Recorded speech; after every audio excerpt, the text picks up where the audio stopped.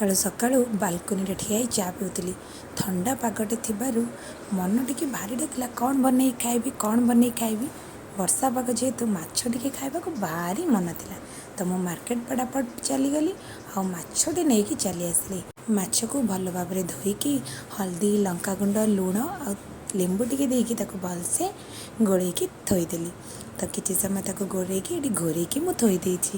ତାପରେ ଆସିକି କଡ଼େଇଟାକୁ ଗରମ କରି ତେଲ ଟିକେ ଦେଇକି ମାଛଟାକୁ ଭଲସେ ତା ଦେହରେ ଫ୍ରାଏ କରିଦେଲି।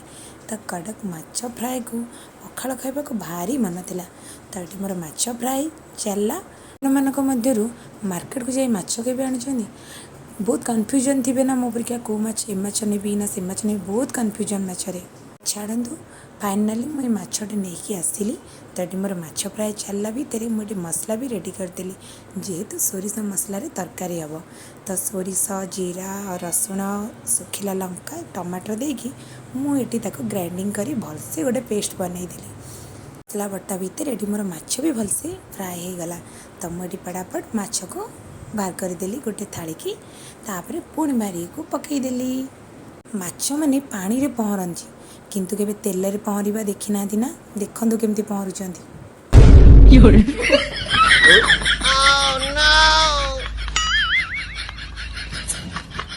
ମାଛ ପହଁରିବା ପରେ ମୁଁ ତାକୁ ଉଦ୍ଧାର କରିଦେଲି। ଆଉ ତାପରେ ତେଲରେ ଫୁଟଣ, ପିଆଜ ଦେଇକି ତାକୁ ଭଲସେ ଭାଜିଦେଲି। ତ ଏଠି ଭାଜି ସାରିଲା ପରେ ମୁଁ ଏଠି ଆଳୁ କାଟିକି ରଖିଥିଲି। ଆଳୁଟାକୁ ଏବେ ପକାଇଦେବି। ପିଆଜ ଜରିଲା ଭିତରେ ଆଳୁ ବି ଭଲସେ ଭାଜି ହେଇଯିବ।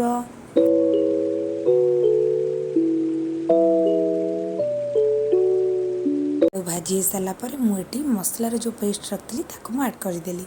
ଆଉ ହଳଦୀ, ଲଙ୍କାଗୁଣ୍ଡ, ଲୁଣ ତାକୁ ଦେଇକି ଭଲସେ ତାକୁ ଏବେ ମୁଁ କଷିବି। କି ସୋରିଷ ମସଲାକୁ ଜମା ବେଶୀ କଷିବେନି, ନହେଲେ ସେ ପିତା ହିଁ କରିଦେବ। ତ ମୁଁ ଏଠି ନର୍ମାଲ୍ କଷିକି ଏଥିରେ ମୁଁ ପାଣି ଦେଇଦେଲି। ତ ତାକୁ ଏବେ ଚାଲନ୍ତୁ କିଛି ସମୟ ଫୁଟିବା ପାଇଁକା ଛାଡ଼ିଦେବା।